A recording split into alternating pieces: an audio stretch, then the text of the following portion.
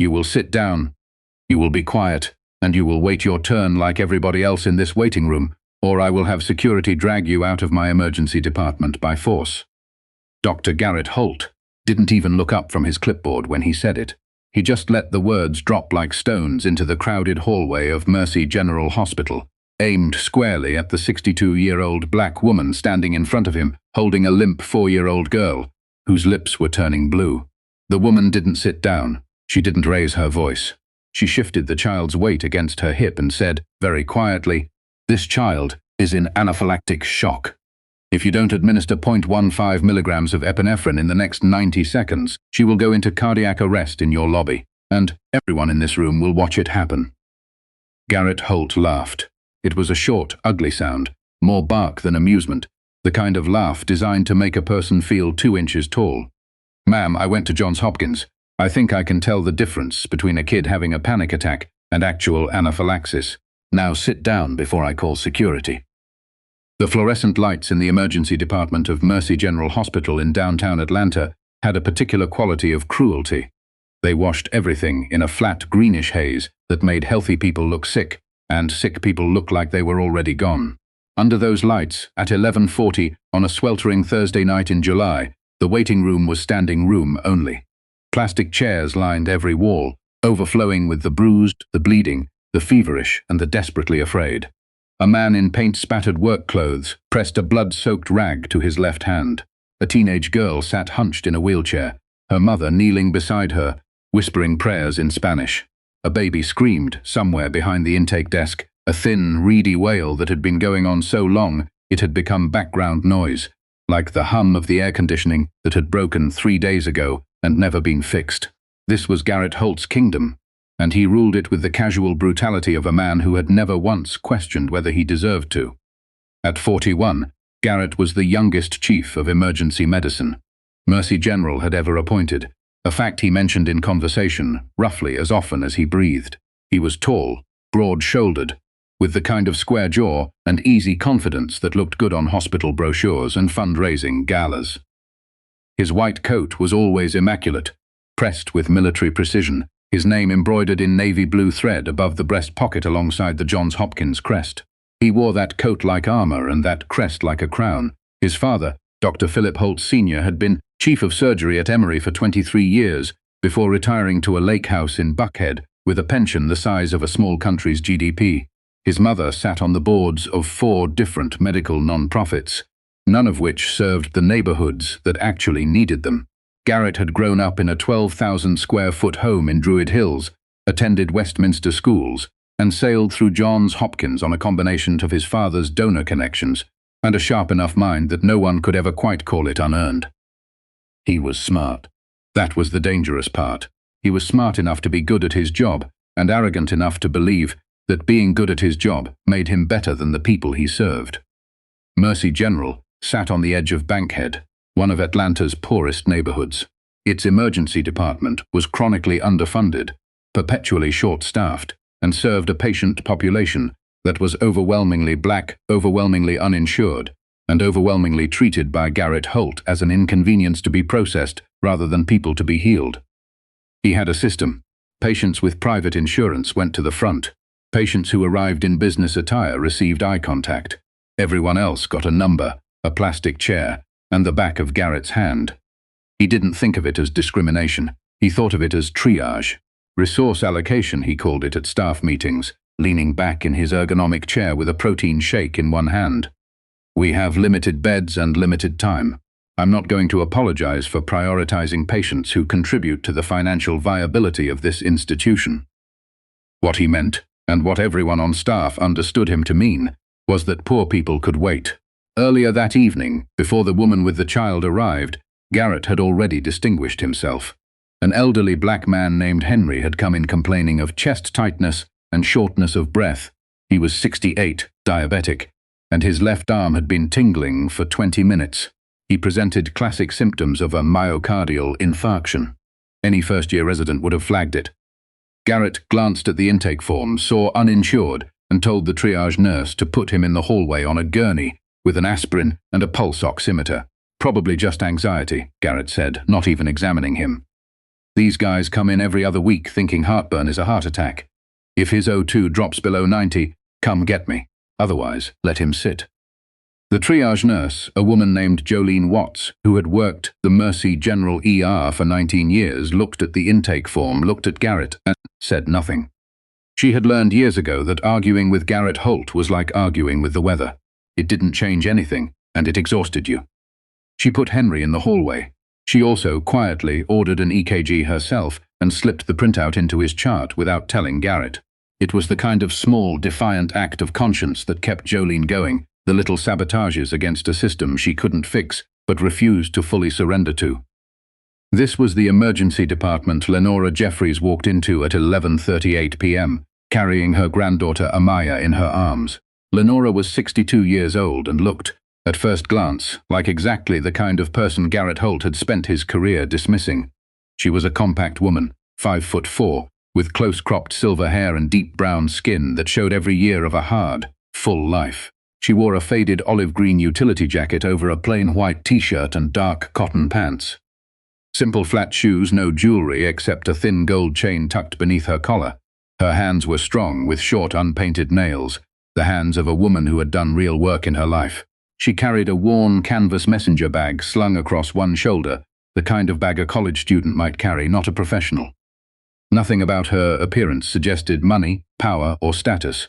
Amaya, her granddaughter, had been stung by a wasp at a family cookout 40 minutes earlier. Within 10 minutes, the child's face had begun to swell. Within 20, her breathing had become labored, her small chest heaving with the effort. Within 30, a rash had spread across her torso like wildfire, and her lips had started turning a dusky, terrifying shade of blue. Lenora had driven 90 miles an hour down I-20, with the hazard lights on and the windows down, one hand on the wheel and the other pressed against Amaya's chest, counting her breaths. She burst through the automatic doors of Mercy General's ER and went straight to the intake desk. The receptionist, a tired young man in scrubs, barely looked up. "Sign in. Take a number. Have a seat. My granddaughter is going into anaphylactic shock," Lenora said, her voice controlled but vibrating with urgency. "She needs epinephrine right now." The receptionist glanced at the child, then at the packed waiting room. "Ma'am, we have a 4-hour wait. You can. Get me a doctor now." Something in her voice made the receptionist's eyes widen. He picked up the phone and paged the on-call physician. 2 minutes later, Garrett Holt strolled around the corner, coffee in hand, reading something on his phone. He looked at Lenora. He looked at Amaya. He saw a black woman in a cheap jacket holding a wheezing child, who, in his medically arrogant opinion, was probably having an asthma attack, exacerbated by a common insect bite. He saw an uninsured patient. He saw a nuisance. And that was when he told her to sit down and wait, or he would have her removed. Lenora's eyes narrowed. Not with fear. Not with the helpless frustration Garrett was accustomed to provoking in people he deemed beneath him. Her eyes narrowed with something far more dangerous: recognition.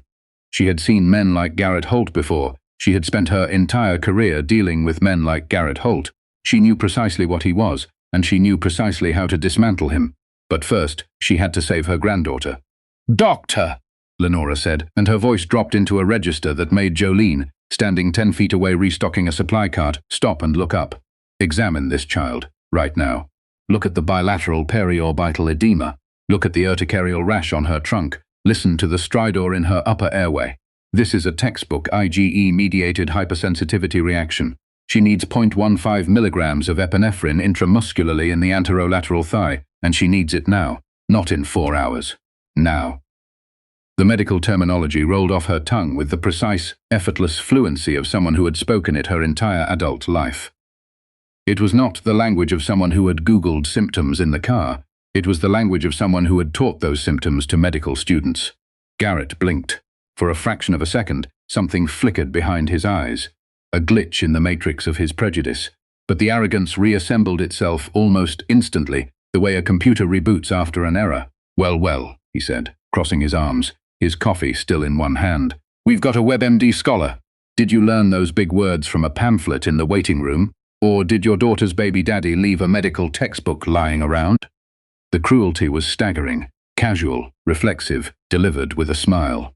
Several people in the waiting room looked away, their faces tight with the helpless anger of people who had heard this kind of thing before, who heard it every day, who had learned to swallow it because the alternative was losing access to the only hospital within 15 miles. But Jolene Watts heard it too, and Jolene, who had swallowed Garrett's poison for years, felt something inside her crack. "Dr. Holt," Jolene said, stepping forward, breaking every unspoken rule of the department. "The child does present with signs consistent with anaphylaxis. Her oxygen saturation is dropping.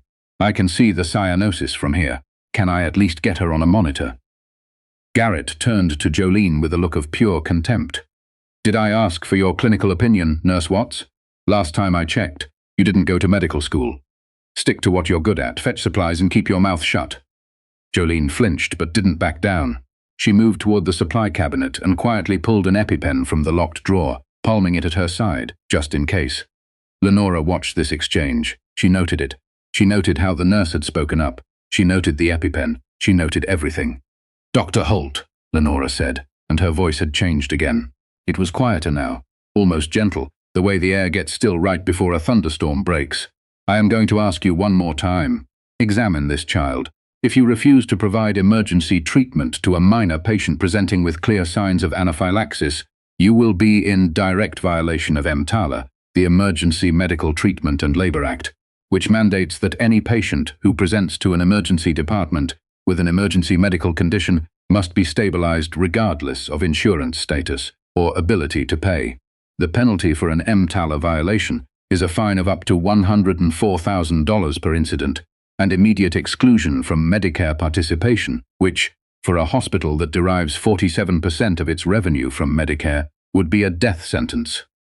The waiting room had gone quiet. Not the restless, shuffling quiet of bored people waiting their turn, the absolute electric quiet of an audience watching something extraordinary unfold. Garrett stared at her. His coffee hand was no longer steady.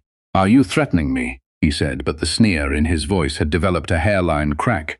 "I am informing you of the law, Dr. Holt. I am also informing you that your initial refusal to examine this child has already been witnessed by." She glanced around the room, counting, approximately 43 people, your triage nurse, your intake receptionist, and whatever security cameras are recording this lobby. "The clock is ticking. Not for me, for you." Garrett's face went red. He was not accustomed to being cornered. He was not accustomed to being wrong, or rather, to being wrong and having someone competent enough to prove it. He opened his mouth, closed it, opened it again. "Fine," he snapped. "Nurse Watts, take the child to Bay 7. Start a monitor. I'll be there in a minute." "You'll be there now," Lenora said. "Excuse me, she doesn't have a minute, and Nurse Watts already has an EpiPen ready, which tells me your nurse has better clinical judgment than you do. Administer the epinephrine now, in this hallway if you have to. You can do the rest in Bay 7. Garrett looked at Jolene. Jolene looked holding the EpiPen, her face set in stone. She wasn't asking permission. She was waiting for him to either do his job or get out of the way. For a suffocating 10 seconds, no one moved. Then Garrett snatched the EpiPen from Jolene's hand, uncapped it with a vicious snap, and jabbed it into Amaya's thigh through her cotton shorts. The child gasped, then cried, a raw, hoarse sound, but it was the most beautiful sound in the room, because it meant her airway was opening. Her small body shuddered, and the blue tinge on her lips began, slowly, to fade. Lenora exhaled, just once, a single controlled breath. Then she followed Garrett and Jolene into Bay 7, where Amaya was placed on a gurney hooked to a cardiac monitor started on IV fluids and diphenhydramine. Within 15 minutes, the child's vitals were stabilizing. The rash was receding. Her breathing, though still labored, was no longer the terrifying rattle it had been. Garrett stood at the foot of the bed, arms crossed, watching the monitor. He hadn't said a word since administering the EpiPen.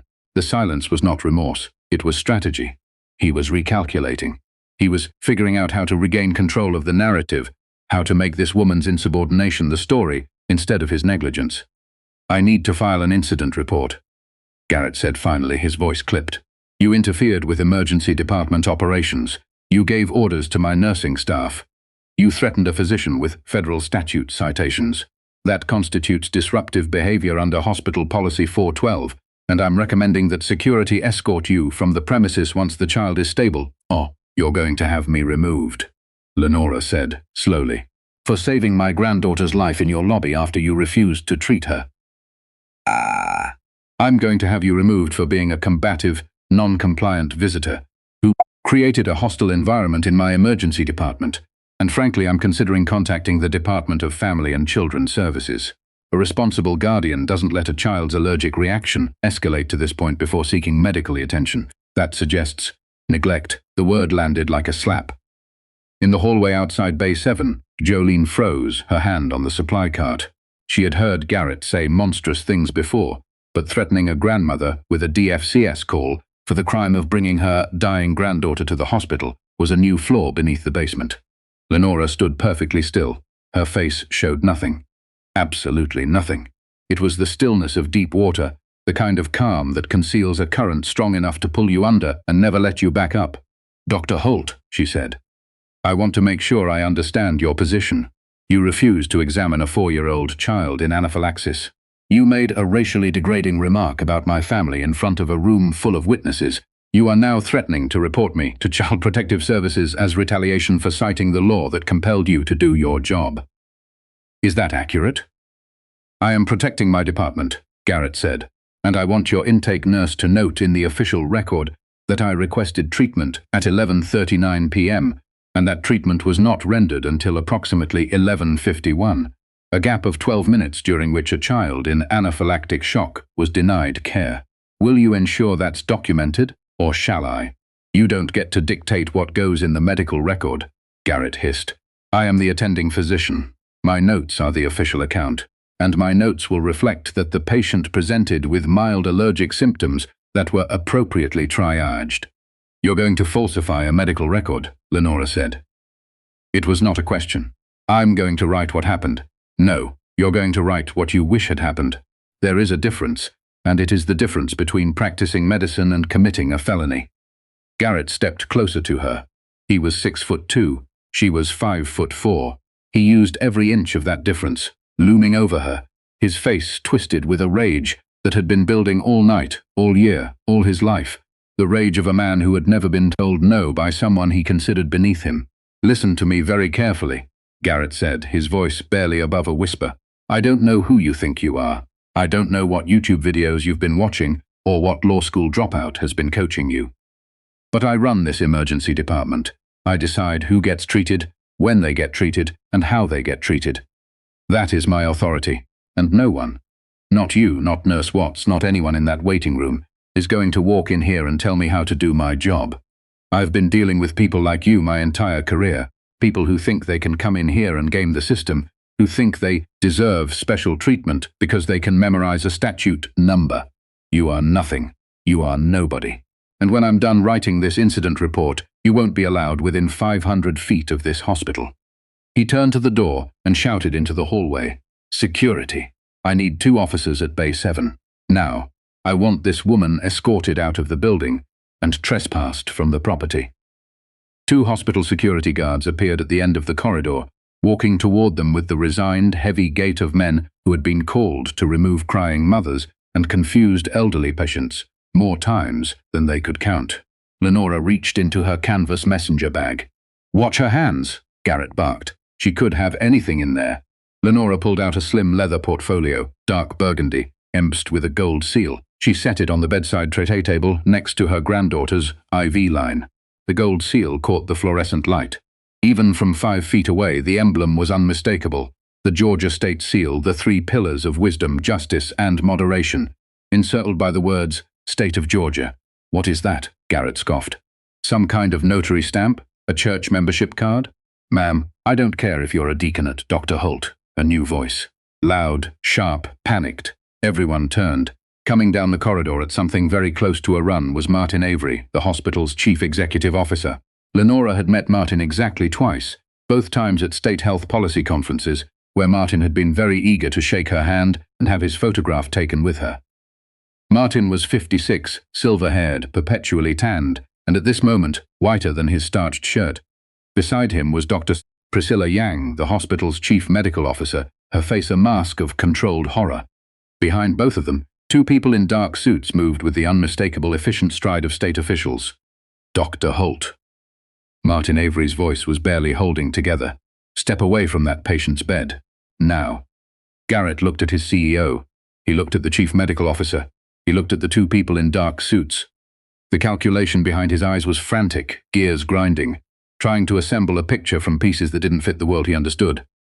"Martin, what is going on? I'm in the middle of handling a disruptive." "Do you know who you're talking to?" Martin Avery said, and his voice cracked on the word, "who?" Martin Avery walked to the bedside tray table.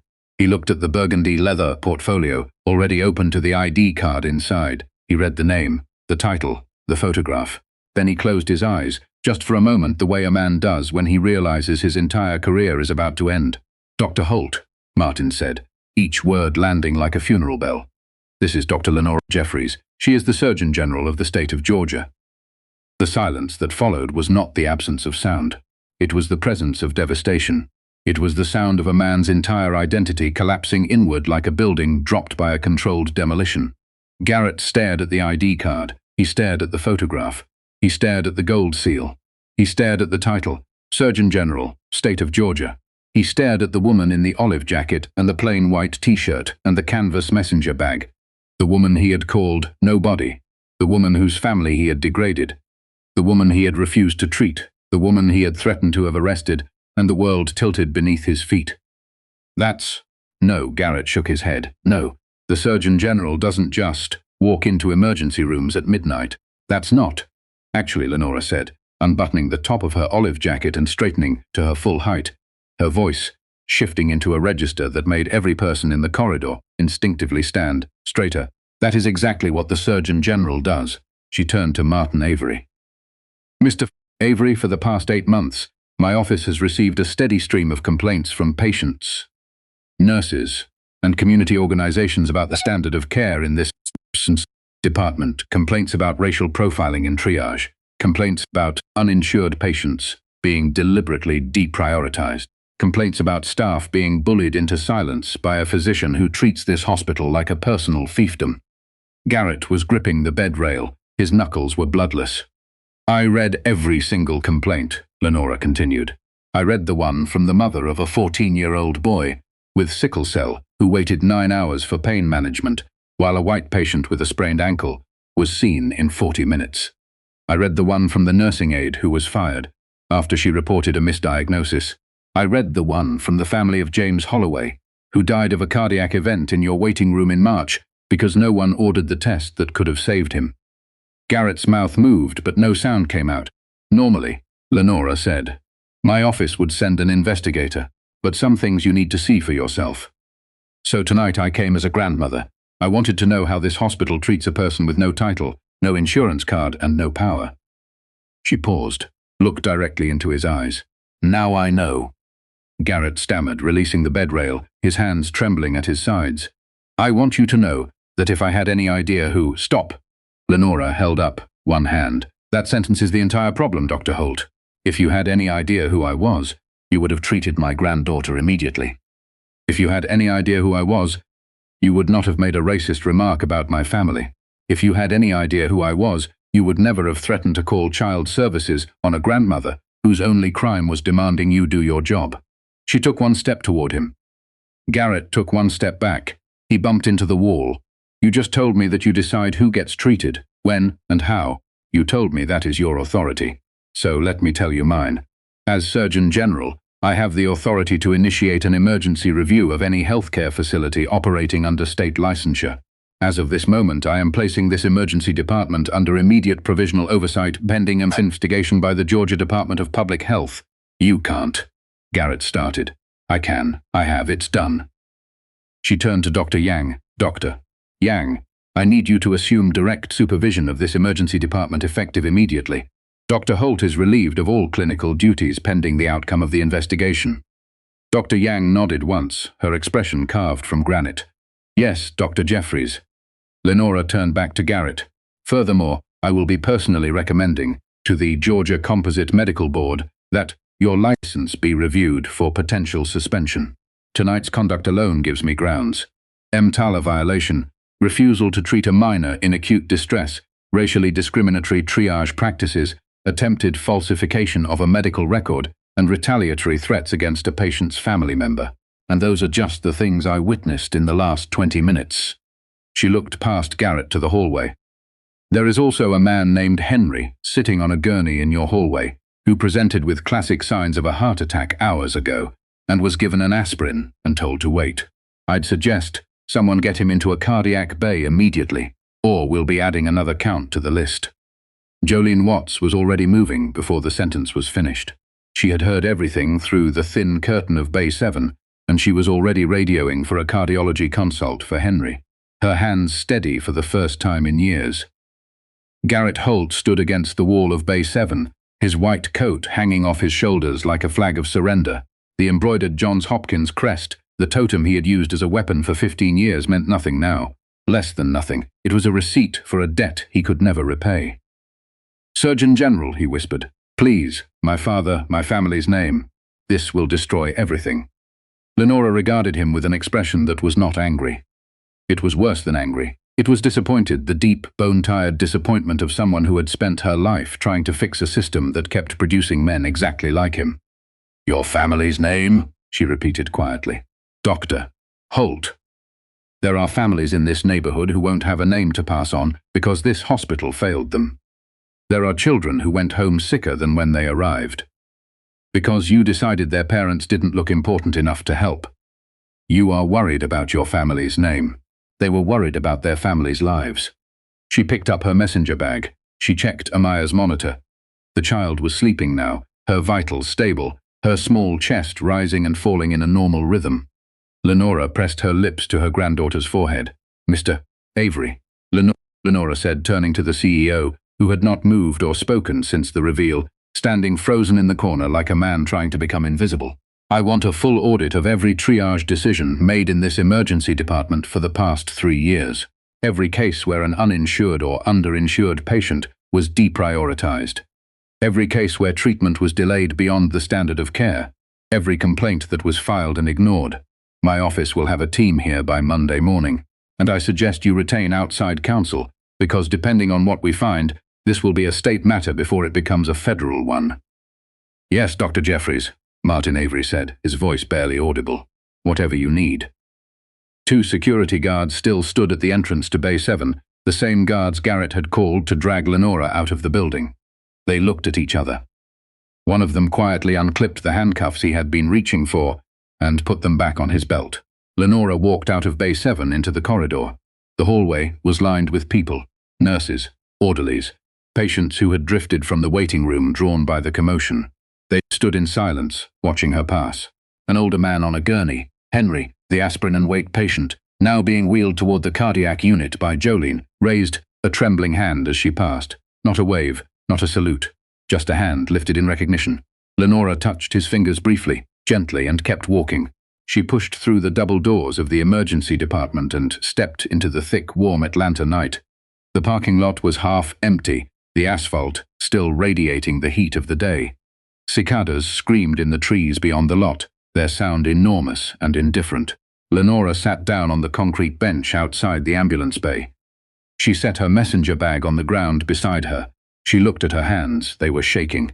They had been shaking since she walked through those automatic doors carrying Amaya. But she had willed them still, through every second of the confrontation, through every insult, every threat, every moment when the doctor with the fancy crest on his coat had looked at her granddaughter's blue lips and decided they could wait. She allowed herself 30 seconds. 30 seconds to sit on a bench in a parking lot and feel the full weight of what had just happened. Not as the Surgeon General. As a grandmother who had almost lost the person she loved most in the world, because a man in a white coat thought she was nobody. Then she stood up, brushed off her pants, and went back inside to sit with Amaya. By morning, word had leaked. By noon, every local news outlet in Atlanta had the story. A nurse who had been in the hallway had recorded 14 seconds of Garrett's voice on her phone saying, "People like you," to the Surgeon General of Georgia, and those 14 seconds went everywhere. The clip was shared 60,000 times before the hospital's PR team even drafted a response. By the end of the week, Garrett Holt had been permanently stripped of his clinical privileges at Mercy General. The Georgia Composite Medical Board opened a formal investigation into his conduct. His father, Dr. Philip Holt Sr., released a terse public statement expressing disappointment in his son's failure to uphold the standards of the profession, which everyone understood to mean, "You're on your own." The country club didn't revoke Garrett's membership.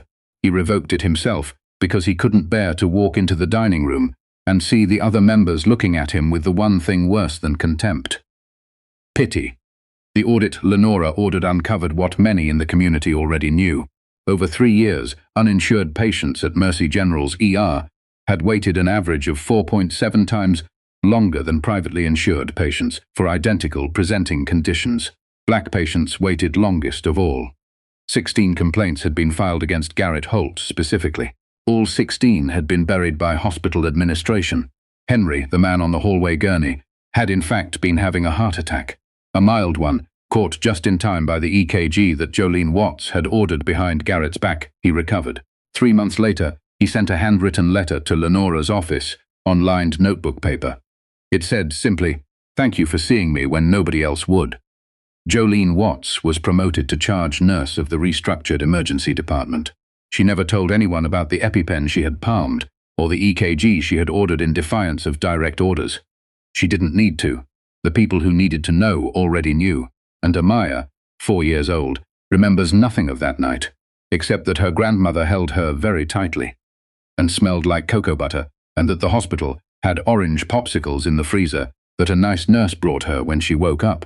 She does not yet understand that her grandmother walked into that building as a woman in a plain jacket and walked out as a force of nature. Someday she will.